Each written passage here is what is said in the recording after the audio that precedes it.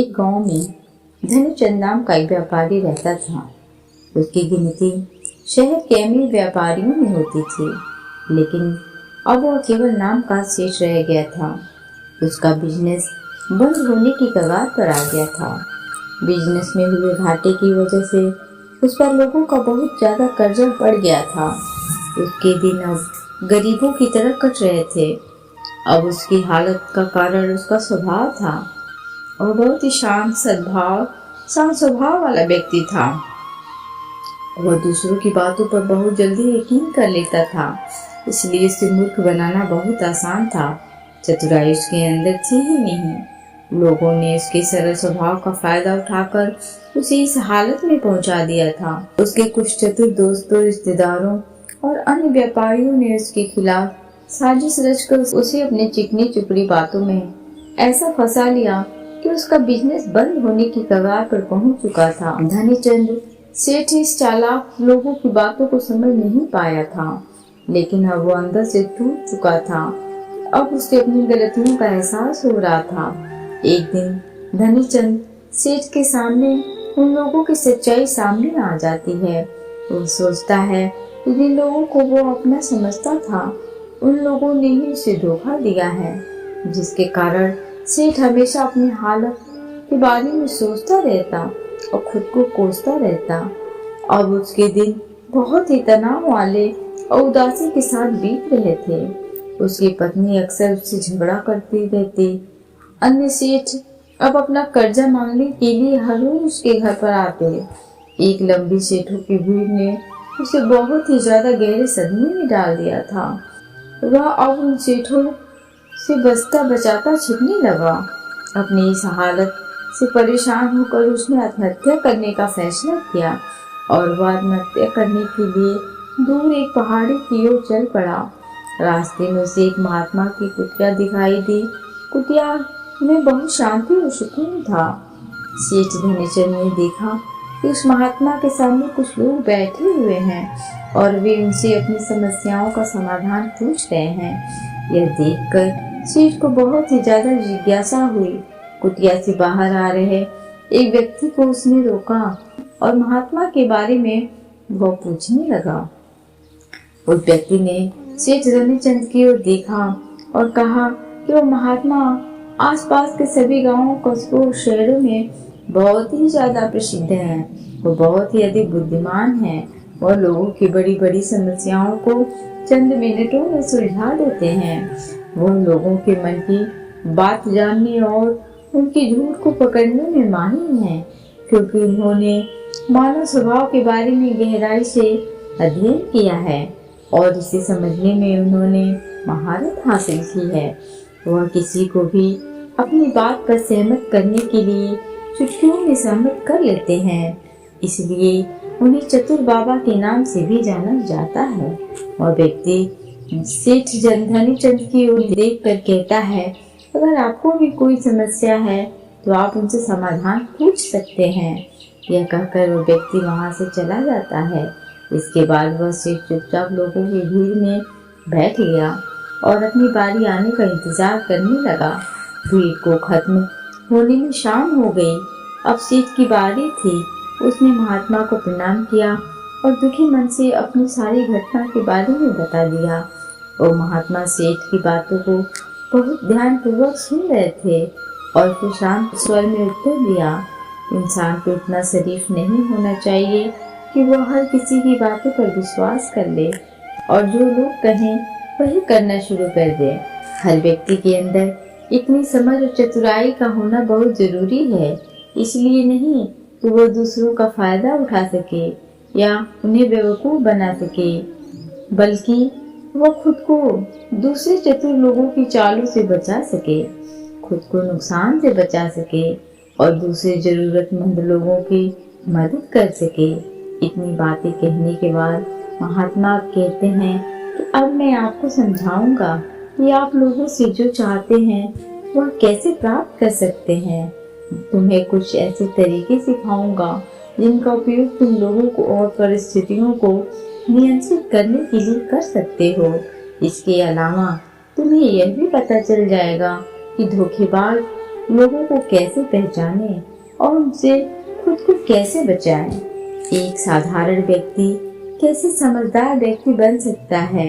ध्यान रहे, जो मैं यहाँ तुम्हें सिखाने वाला हूँ उसका इस्तेमाल किसी गलत काम के लिए नहीं करना, लेकिन अपनी और दूसरों की सुरक्षा के लिए। बस मेरी बातों को ध्यान से सुनो। हम जिस दुनिया में रहते हैं वहाँ आपको कुछ लोग चतुर मिलेंगे जो अपनी आजीविका चलाने के लिए भोले भाले लोगों का इस्तेमाल करते हैं।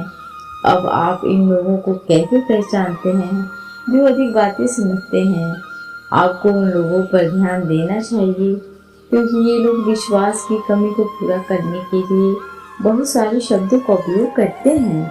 आपको उन पर ध्यान देने की कोई आवश्यकता नहीं है क्योंकि वे अपने झूठ की वजह से आपको बेवकूफ़ बनाने की कोशिश करते हैं। जो लोग एक ही बात को बार बार कहते हैं वो झूठे हो सकते हैं। ऐसे लोगों के कई उदाहरण हैं ताकि आप उनकी चिकनी चुपड़ी बातों पर भरोसा कर सकें। जिस व्यक्ति से आप बात कर रहे हैं उसे जानने का असली तरीका यह है कि आपको वो जो कुछ भी कहते हैं उसे एक बार दोबारा अवश्य सुनें।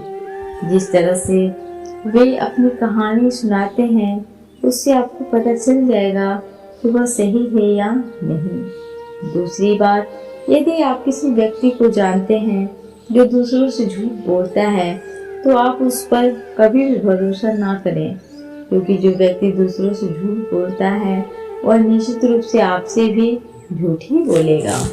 साथ ही आपको ऐसे लोगों से सावधान रहना चाहिए जो दावा करते हैं कि उनके पास पहले बहुत पैसा था जो अब डूब गया है, जिससे पता चलता है कि जिससे आप बात कर रहे हैं वो झूठ बोल रहा है। हाँ, ऐसा हो सकता है कि एक बार उसके पास पैसा था लेकिन अब वह दिवालिया हो चुका है। बुद्धिमानी इसी में है कि ऐसे व्यक्ति को कभी भी पैसों से समझौता नहीं करना चाहिए। जो व्यक्ति खुद के पैसे को संभालने में कमजोर हो सकता है उस व्यक्ति से सलाह लेना बुद्धिमानी नहीं है। आपको ऐसे अयोग्य लोगों से भी सावधान रहने की आवश्यकता है क्योंकि अगर कोई व्यक्ति महत्वपूर्ण चीजों की देख रेख करने में सक्षम नहीं है तो ऐसे लोग अपने बिजनेस या काम को संभाल नहीं सकते हैं। एक समझदार व्यक्ति अपनी जरूरी समस्याओं पर अधिक ध्यान देता है, बेकार की चीजों पर नहीं। एक और व्यक्ति वह व्यक्ति जो हमेशा अपनी बात दोहराता है और बार बार कसम खाता है वो व्यक्ति झूठा होता है। इसलिए ऐसे व्यक्तियों पर भी कभी भरोसा नहीं करना चाहिए। दूसरी ओर, अगर आप चाहते हैं कि कोई व्यक्ति आपके साथ अच्छा व्यवहार करे तो आपको हमेशा अपनी इच्छा के अनुरूप परिणाम मिलेंगे, जो कि गलत है। आपको हमेशा एक बात याद रखनी चाहिए कि लोग वही चाहते हैं जो उन्हें कभी नहीं मिल सकता। इसलिए अगर आप ऐसा चाहते हैं कि किसी काम को पूरा करने के लिए आप उसे बार बार करें और आप उसे हासिल कर सकते हैं जो खुद पर नहीं किया जा सकता। इसके लिए तुम्हें 2 नियमों पर ध्यान देना होगा। पहला नियम, जिस व्यक्ति को आप अपने वश में करना चाहते हैं उसे वह दे जो वह चाहता है या फिर जिसे वह हासिल करना चाहता है। दूसरा नियम, उस व्यक्ति को तब तक देखें जब तक कि वह आपके नियंत्रण में आ जाता है। तो देखिए कितना दुख होता है जब आप उसे वह देना बंद कर देते हैं जो वह चाहता है। जब भी आपको लगता है कि वह आपको हल्के में ले रहा है, इसलिए जो आपने उसे दिया था उसे वापस ले लें। यह बात उस व्यक्ति को एक और कमी और खालीपन के एहसास कराएगी, जिससे वह आपकी बात दोबारा सुनने को तैयार हो जाएगा। तीसरा नियम, जब कोई व्यक्ति ऐसा व्यवहार करता है जैसे कि वह सब कुछ जानता है, तो निश्चित रूप से आप एक ऐसे व्यक्ति से बात कर रहे हैं जिसमें बुद्धि की कमी है। सच तो यह है कि जो व्यक्ति यह मानता है कि वह कुछ नहीं जानता, वो अंततः सबसे बुद्धिमान होता है और जीतता है। यदि आप अपने आसपास के लोगों और स्थितियों पर नियंत्रण रखना चाहते हैं तो सबसे अच्छा तरीका विनम्र और नम्र होना है। इससे पता चलता है कि आप बाहर के लोगों से झगड़ा नहीं करना चाहते हैं। अपनी शारीरिक भाषा को विनम्र रखें। एक बार जब लोगों को पता चल जाए कि आप बहुत कुछ जानते हैं, आपकी सफलता और विफलता का उपयोग आपके विरुद्ध किया जाएगा। आपकी सफलता, आपकी असफलता पर आपका अपमान होगा और आपकी सफलता पर लोग आपसे नफरत करने लगेंगे। और जब आप लोगों के सामने यह दिखाते हैं कि आप सब कुछ जानते हैं, तो लोगों को समझाने की तरकीब अधूरी रह जाती है। लोग आप पर उनका उपयोग करने का आरोप लगा सकते हैं और वे आपको अपनी योजना के साथ आगे बढ़ने का मौका दिए बिना ही मना कर देंगे। लोग हमारे निर्दोष, अज्ञानी और विनम्र होने के कारण हम पर संदेह नहीं करते हैं कि हम उनसे काम ले रहे हैं। जो व्यक्ति अपनी भावनाओं और जज्बातों को छुपाने में माहिर होता है, वह दूसरे लोगों को आसानी से अपने वश में कर सकता है। जब लोगों को लगेगा कि आप विनम्र हैं और झगड़ालू स्वभाव के नहीं हैं, तो वे आगे आकर आपकी मदद करना चाहेंगे और शायद तब वे आपको अपने बारे में जानकारी देंगे, जिसका उपयोग आप उन्हें नियंत्रित करने के लिए कर सकते हैं। और वे आपको यह सारी जानकारी देंगे क्योंकि उन्हें यकीन है कि आप उनसे नहीं लड़ेंगे। जो व्यक्ति यह मानता है कि उसके अंदर सुधार की गुंजाइश है, तो उसके सफल होने की संभावना कई गुना बढ़ जाती है। व्यक्ति के अंदर विनम्रता इसलिए भी आती है क्योंकि वह सोचता है कि उसे बहुत कुछ सीखना है। लेकिन जो व्यक्ति यह सोचता है वो बहुत कुछ जानता है, वो आसानी से मूर्ख बन जाता है। साथ ही एक गृहस्थ होने के नाते आपको इस बात पर भी ध्यान देना चाहिए कि आपका पैसा कहाँ जा रहा है और उस मेहनत की कमाई को तब तक खर्च ना करें जब तक आपको पैसे के बदले में वह सामान न मिल जाए। पैसे देते हैं तो धोखा मिलने की संभावना बढ़ जाती है। ऐसा भी हो सकता है कि अगर किसी ने आपका पैसा पहले ही ले लिया है तो वो अपना वादा नहीं निभाएगा। इसलिए सुरक्षित रहने के लिए उस व्यक्ति को पैसे देने से पहले सावधानी बरतें। जो चीज आप उसे पाना चाहते हैं उसे प्राप्त करें। चौथा नियम, लोगों को समझाने का सबसे अच्छा तरीका यह जानना है कि आप किसका मन बदल सकते हैं और किसका नहीं। यह 100% सत्य है कि आप किसी के मन को अपने अनुसार तब तक नहीं चला सकते जब तक कि वो आपको पसंद न करता हो। इसलिए जो लोग आपको पसंद करते हैं और आपका सम्मान भी करते हैं, उन्हें अपने तरीके से चलाने की कोशिश करें, लेकिन सही चीजों के लिए।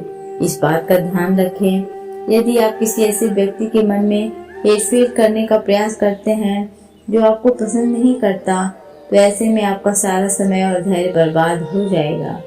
इसके अलावा जब भी आप ऐसे व्यक्ति को बदलने की कोशिश करेंगे तो वो आपसे बहस करेगा, चाहे आप कुछ भी करें। आप कभी भी ऐसे व्यक्ति के मन को नहीं बदल पाएंगे। आपको अपनी बहस शुरू होने से पहले ही प्रयास करना बंद कर देना चाहिए और याद रखना चाहिए कि केवल आप ही उन लोगों को बदल सकते हैं जो आपको पसंद करते हैं और आपका सम्मान करते हैं।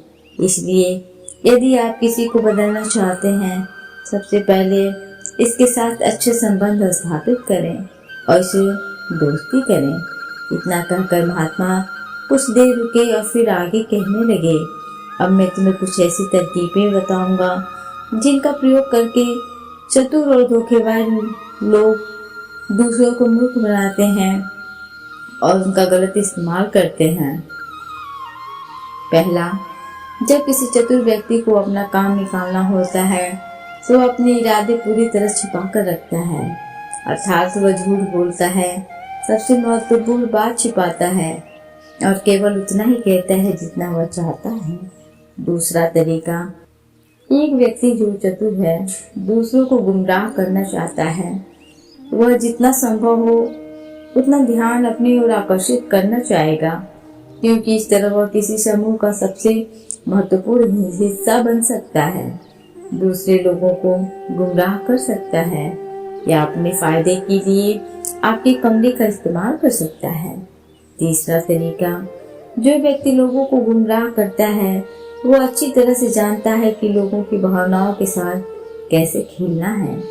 वो अलग अलग मौकों पर अपने लाभ के अनुसार अलग अलग भाषाएं, अलग अलग भावनाएं व्यक्त करता है, लेकिन केवल दिखावा करने के लिए। कभी कभी वह बहुत क्रोधित होगा, कभी कभी वो बहुत विनम्र होगा, कभी कभी वो बहुत मिलनसार होगा और कभी कभी वो बहुत उदास रहेगा। जिस व्यक्ति से उसका काम निकलेगा वह उसके साथ वैसा ही व्यवहार करना शुरू कर देगा। चौथा तरीका, धोखेबाज व्यक्ति सिर्फ अपने लिए सभी की सहानुभूति पाने की कोशिश करता है। सभी उसे सबसे गरीब समझते हैं। उसे इस बात से कोई फर्क नहीं पड़ता कि आपकी समस्या कितनी बड़ी है। आपको हमेशा यह महसूस कराएगा कि उसकी समस्या आपसे बड़ी है और वो आपसे ज़्यादा परेशानी में है। इसलिए आपको उस पर दया करनी चाहिए और उसकी मदद करनी चाहिए। पांचवा तरीका, एक चतुर व्यक्ति जो आपको नियंत्रित करना चाहता है उसकी अपनी इच्छा के अनुसार आपको यह सोचने पर मजबूर कर देगा कि वो आपके जीवन का सबसे महत्वपूर्ण व्यक्ति है। आप उसके बिना काम नहीं कर सकते, लेकिन वास्तव में ऐसा नहीं होता है। वह आपको सिर्फ यह आश्वासन देता है कि आप उसके बिना जीवन की कल्पना नहीं कर सकते हैं। इस तरह जितना अधिक आप उस पर निर्भर हो जाते हैं उतना ही अधिक उनका आप पर नियंत्रण बढ़ता जाता है और वे आपसे अपना काम करवा लेते हैं। छठा तरीका, एक चतुर व्यक्ति हमेशा यह कोशिश करता है कि किसी भी बड़े काम का श्रेय हमेशा उसे ही मिले। तारीफ तो उसकी ही होनी चाहिए, चाहे कोई कुछ भी करे, लेकिन तालियां सिर्फ उसके लिए हैं। इसलिए वे ज्यादा से ज्यादा लोगों का ध्यान अपनी ओर आकर्षित करना चाहते हैं। अधिक से अधिक लोगों को अपने साथ जोड़ने के लिए चतुर लोग अक्सर सबसे कठिन काम दूसरों को सौंप देते हैं और आसान काम अपने पास रख लेते हैं, लेकिन सारे काम का श्रेय खुद ही लेने की कोशिश करते हैं।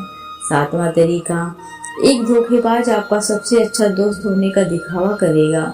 वह दिखाएगा कि आपका उससे बेहतर दोस्त नहीं हो सकता। इस तरह से आपके सभी रहस्य जानने की कोशिश करेगा और गलत समय पर वह उनका उपयोग करके आपके खिलाफ करेगा। इसलिए अपने रहस्य बताने से पहले 10 बार सोचें, क्योंकि दुनिया में सबसे खतरनाक चीज एक धोखेबाज दोस्त है। इसलिए यह पहचानना सीखें कि कौन दोस्त है और कौन नहीं।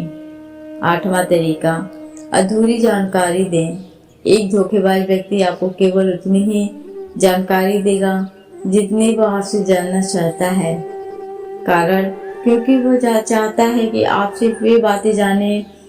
वह कभी भी आपके साथ पूरी बातें नहीं साझा करेगा। वह सबसे महत्वपूर्ण चीजें छिपाएगा ताकि समय आने पर वह उनका उपयोग कर सके और सारा श्रेय ले ले या अपना काम पूरा करवा सके। 9वां तरीका, एक चतुर व्यक्ति कभी भी अपनी बात पर कायम नहीं रहेगा। समय आने पर वह अपनी बात से मुकर जाएगा। इसका कारण कुछ भी हो सकता है। या तो वह चाहता है कि आप ऐसा ना करें, या वो जानबूझकर ऐसा कर रहा है। यह उसकी इच्छा पर निर्भर करता है। 10वां तरीका, वे ऐसा दिखावा करते हैं जैसे उन्हें कुछ भी पता नहीं है। वे सबसे निर्दोष हैं, हालांकि उन्हें उस समय घटना के बारे में सब कुछ पता है, लेकिन फिर भी वे आपके मुंह से सब कुछ सुनना चाहेंगे, क्योंकि कल को अगर उनके मुंह से कुछ ऐसी बातें निकल गई जो नहीं करनी चाहिए थी तो वो आपका नाम ले सकते हैं कि उसने मुझे बताया था। वे निर्दोष बने रहें ताकि वे अपनी जिम्मेदारियों से बच सकें। जितना उन्हें मिल सकता था उससे अधिक काम के बोझ से दूर रहें। वे जानबूझकर ऐसा करते हैं ताकि कोई उन पर ध्यान ना दे और वे महान चीजों से बच सकें। 11वां तरीका, दूसरों पर उंगली उठाना या दोष देना। एक चतुर व्यक्ति हमेशा अपने हाथ खाली रखना चाहेगा, अर्थात उसे कोई कड़ी मेहनत या अधिक जिम्मेदारी नहीं निभानी पड़ेगी। इसलिए वह दूसरों पर उंगली उठाता रहता है कि मुझे यह काम ठीक से नहीं आता। वह इस बात को भली भांति जानते हैं। यदि यह दूसरी स्थिति आती है कि कहीं न कहीं उनकी पोल खुल जाती है या इज्जत सामने आ जाती है, फिर भी वे अपनी गलती का दोष दूसरों पर डाल देते हैं। 12वां तरीका, एक धोखेबाज हमेशा झूठी तारीफ करेगा। वह केवल वही कहेगा जो दूसरा व्यक्ति उससे सुनना चाहता है, और वह ऐसा तब तक करेगा जब तक उसका काम पूरा न हो जाए। इसके बाद वह लोगों के सामने उसी व्यक्ति की आलोचना करेगा और उसकी कमी को दूसरों के लोगों के सामने जाहिर करेगा। 13वां और आखिरी तरीका बताते हुए महात्मा कहते हैं, ऐसा व्यक्ति जो अपने फैसलों को नियंत्रित करने की कोशिश करता है, सबसे पहले एक धोखेबाज और चालाक व्यक्ति बनने की कोशिश करेगा। आपका सबसे अच्छा दोस्त और शुभचिंतक उसके बाद जब उसे विश्वास हो जाएगा कि आपने उस पर आंख मूंद कर भरोसा करना शुरू कर दिया है, तो वह आपके फैसले खुद लेने की कोशिश करेगा। वह आपको यह महसूस कराएगा कि उसने आपके लिए जो फैसले किए हैं उससे आपको फायदा होगा। चतुर व्यक्ति को फायदा होने वाला है। ये थे वो तरीके जिनसे आप लोगों को अपनी बात मनवाने के लिए इस्तेमाल कर सकते हैं और चतुर और धोखेबाज की पहचान कर सकते हैं। इन तरीकों का पालन करके आप उन सभी लोगों से बच सकते हैं। धनी चंद्रसेठ को सभी प्रश्नों के उत्तर मिल गए।